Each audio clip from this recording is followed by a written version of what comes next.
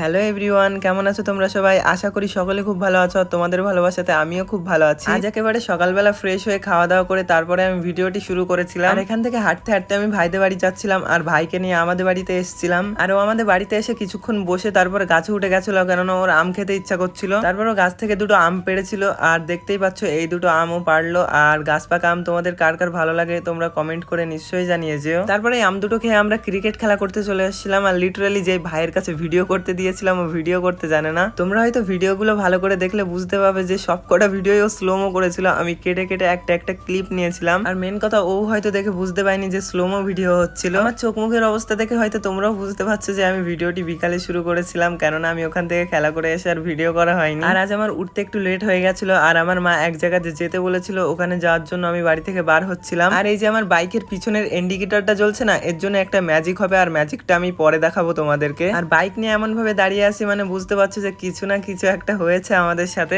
যাই হোক, তোমাদের মতো আমিও ভেবেছিলাম প্রথমে যে বাইকে হয়তো তেল নেই, তারপর আমি বাইকটা নাড়িয়ে দেখি যে না তেল ছিল, তাও আমি ভাইকে তেল আনতে বললাম। তো চলো পেট্রোলটা ভরে নিই, তারপর আমি বলছি যে কি হয়েছিল আমাদের সাথে। তো দেখো মেন রিজনটা হলো আমার বাইকের পিছনের ইন্ডিকেটর দুটো কাজ করছিল না, তার জন্য আমি তার এদিক ওদিক করে নাড়ানাড়ি করে আর কি এটা ঠিক করেছিলাম। তার মধ্যে তার অ্যাডজাস্ট হয়ে গেছিল এবং আমার বাইকের ব্যাটারিটা পুরোই ডাউন হয়ে গেছিল, এর জন্য ঠেলে স্টার্ট দিতে হয়েছিল। তো যাই হোক চলো এখান থেকে এবার বার হওয়া যাক। বার হয়ে এসে স্টেশন পার হয়ে দেখে আমাদের গ্রামের রাস্তাটা ঠিক করছিল। আর এই সময় 12টার পর থেকে তো কেমন গরম পড়ে তোমরা তো নিশ্চয়ই জানো, তার জন্য এনারা আর কি বিকাল সন্ধ্যার দিকে এই কাজটি করছিল। যাই হোক এখান থেকে বার হয়ে আমি চলে এসেছিলাম বনগাঁ চাপাবেড়িয়াতে।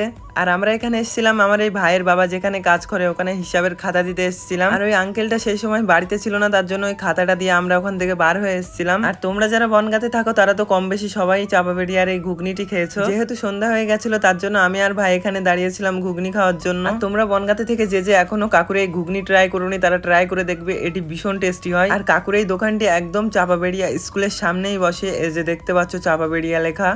তারপর আমরা দুজনে এখান থেকে দুটো ঘুগনি নিয়ে নিয়েছিলাম। আমরা ঘুগনি খেতে থাকি আর তোমরা লাস্ট পর্যন্ত ভিডিওটি কে কে দেখেছো কমেন্ট করে নিশ্চয়ই জানিয়ে যাবে। তো দেখা হচ্ছে পরের ভিডিওতে, ততক্ষণের জন্য টাটা।